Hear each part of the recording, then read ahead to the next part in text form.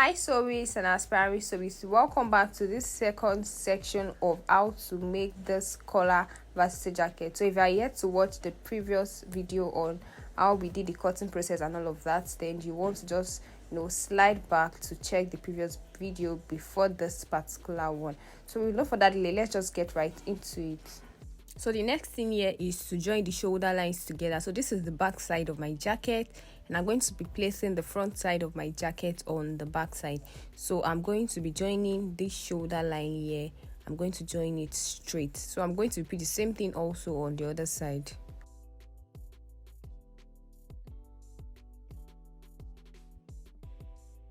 So after joining your shoulder lines together, the next thing you want to do is to mark the center point of your armhole. So I'm just going to position my armhole properly like this. So what I'm trying to do here is I'm trying to locate the center point of my armhole. So once I have that done, I'm just going to notch the center point, and I'm going to do the same thing on this other side as well.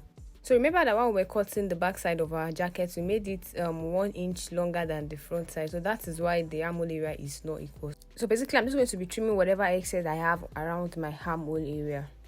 So next I'm going to spread out my armhole like this, and I'm going to locate the notch part of my armhole and also the notch part of my sleeve. So I'm going to be placing the notch part on each other just as you can see, then I'm going to pin it down. So basically I'm going to be spreading out my sleeve around my armhole just as you can see me illustrate on your screen. So I'm just going to be sewing this round the armhole just as you can see.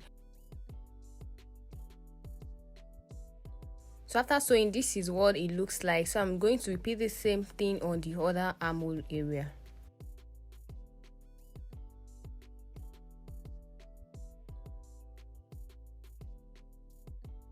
So after sewing, this is what it looks like. So the next thing I'm going to do is to connect my sleeves together like this, and I'm going to pin the joining point of my sleeve. So what I'm trying to do here is pin the joining point so that it doesn't alternate each other. So once I have that done, I'm just going to align my body area as well. Then I'm going to be making a straight stitch from my sleeve down to the body area. Mind you, I'm also going to repeat the same procedure on the other side of my jacket.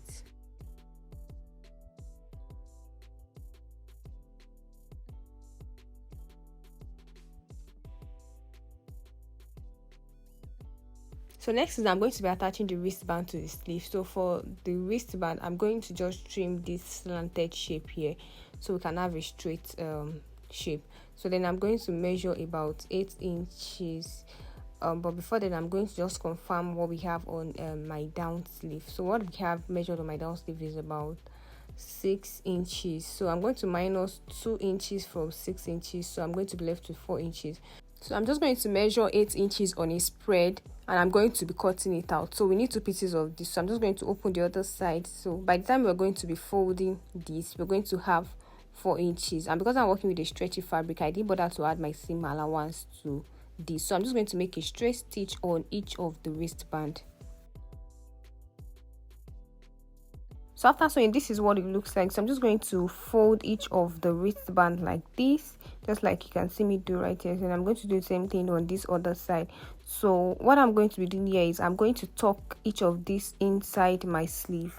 So while at it, just make sure that the joining of the wristband aligns with the joining of the sleeve. So once you have that properly aligned, then you're just going to pin, or you just make a stitch round your down sleeve just like I am doing in this video. So I'm just going to repeat the same thing on the other sleeve as well.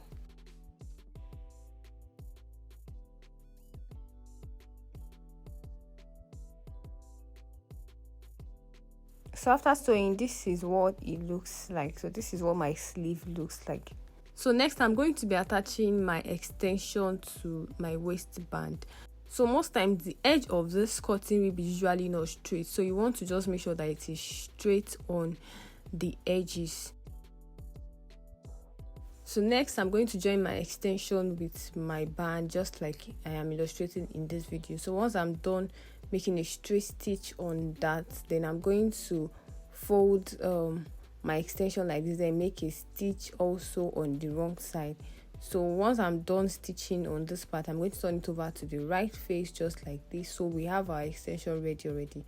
So in order to determine if this waistband is going to be sufficient for the body size of my jacket, I'm going to position it on the downside of my jacket, and I'm going to be stretching, from one end to the other end. So you can see how I'm stretching it in this video. So once I'm close to the notched part, I'm 2.5 inches away, I'm going to cut out whatever I have left. So this is just to determine what is going to be sufficient for my waistband at the downside of my jacket. So once I have that done, I'm just going to also add the other extension to this part. So by the time I'm done joining this extension, what I'll be left with on that extension measurement would be around 2.5 inches, which was why I left 2.5 inches before the notched part. I hope you understand. So once I'm done with this, I'm going to fold it in just like we did previously. Then I'm going to seal this part. So once we have this done, then you want to turn this over to the right face, just like we did for the first one. So this is what we have. So by the time I'm going to be attaching this towards to the downside of my jacket, we're going to have a firm waistband. So you're just going to make sure that the downside is equal. So you're going to trim whatever excess that you have that doesn't align properly. So once you have that done, then you're going to notch the center point. So I'm going to also notch the center point of this my waistband here. Beyond the fact that we're working with a stretchy fabric, a stretchy rib, you also want it centralized at the same time. So once I have that notched, then I'm just going to attach the extension to the notch part. Then I'm going to overlap my button allowance on the band, just like you can see me illustrate in this video. So I'm just going to pin here. Then I'm going to be stretching this to fit into the center point of my waistband. So once I get to the notch part, I'm going to also pin at this point so that it doesn't alternate. So just make sure that you are following what I am doing at this point. Then the other extended part of my waistband, I'm going to also connect it towards the notch part, then overlap my button allowance just like I am showing you on your screen. Then I'm going to pin. So if you're finding this a little confusing, just go back, rewatch the video. I'm sure you're going to get along. So once you have all of this secure, then you're just going to make a straight stitch on your machine. So while at it, I'm going to make sure that I am stretching my waistband to fit into the circumference of what I have on my jacket. So before getting to the other end, I stopped at the midpoint, then I picked it up again from the other end, just like I started it. And I'm doing this because I don't want this particular area to be alternated. So it's better to pick the sewing from here and conclude the stitch at the center of my waistband. So after sewing, this is what it looks like. So you can see that this extension area of my waistband is not looking bulged, and that was the reason why I made sure that I finished up my stitch at the center point of my waistband. I hope you understand now. So the next thing is just to properly align the button area properly. If you can iron at this point, please kindly do.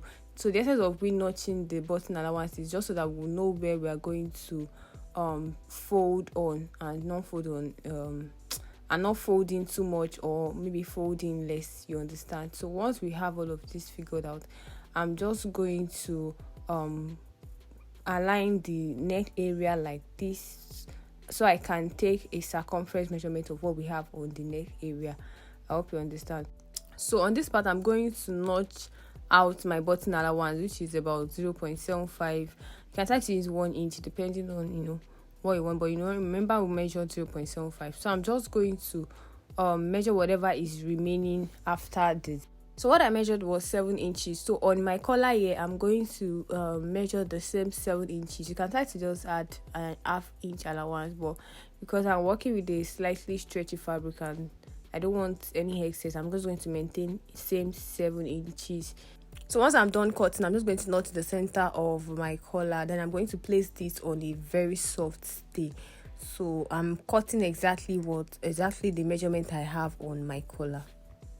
So once I'm done cutting out this day, I'm just going to go ahead to heat this up with my iron. So after ironing, this is what it looks like. So I'm just going to turn this over to the wrong side, then I'm going to weave this side.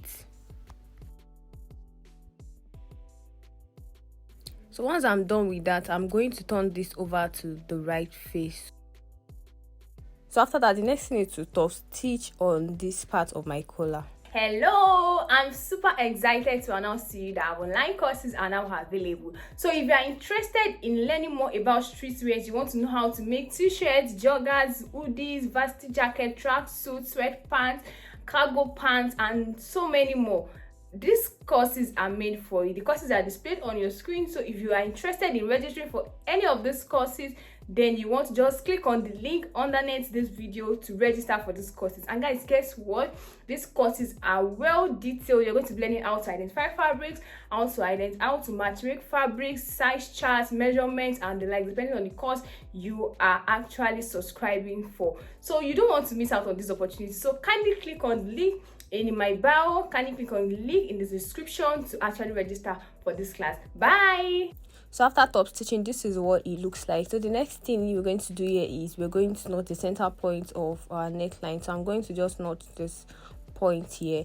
Then I'm going to be attaching my collar to this particular angle of my neckline. So remember that we took out about 0.75 away from our button allowance. So I'm going to attach this to this part of my collar just immediately after the 0.75. Then I'm going to overlap it with my button allowance just as you are seeing on your screen. So once you have that secured, you want to pin it down.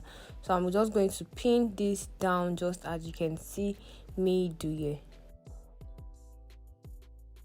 So once I'm done pinning down, I'm just going to weave from this end towards the other end just to secure my collar.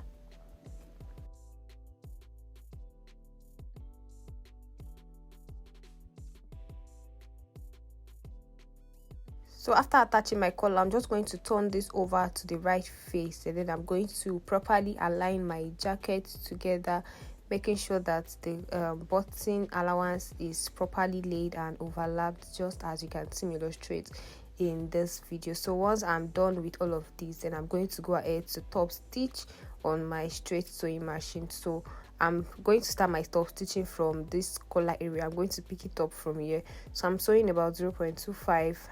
So I'm going to top stitch from my collar down to my button allowance, down to my waist area.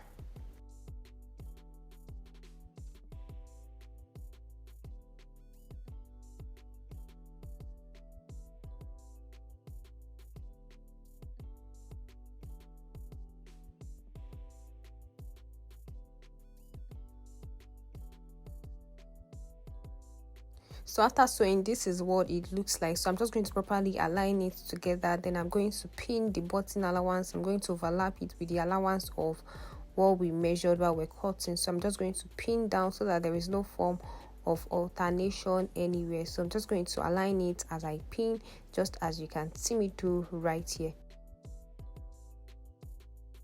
So next, I'm just going to pick my first button from this point. Then I'm going to come down from that point by 3 inches. So the distance between each button is going to be 3 inches till I get to the bottom side of my jacket. So when I get to the downside, the part where there is the extension of the waistband, we're going to be having 2 buttons at that downside, regardless of the distance. We're going to make sure that it is 2. So after attaching my buttons, this is what my varsity jacket looks like. So the next thing is this customization. I'm going to be adding this to the left side of my jacket, and I'm just going to heat this up. So after heating up my customization, this is what my jacket looks like. So if you enjoyed watching this episode, please kindly leave a thumbs up on this particular video, and if you were trying this, let me know in the comment section. And if you're ready to subscribe to my YouTube channel, please, what are you waiting for? Kindly hit on the subscription button and turn on your notification bell. Like this particular video and kindly share to your loved ones, and I will see you again in the next video. Bye.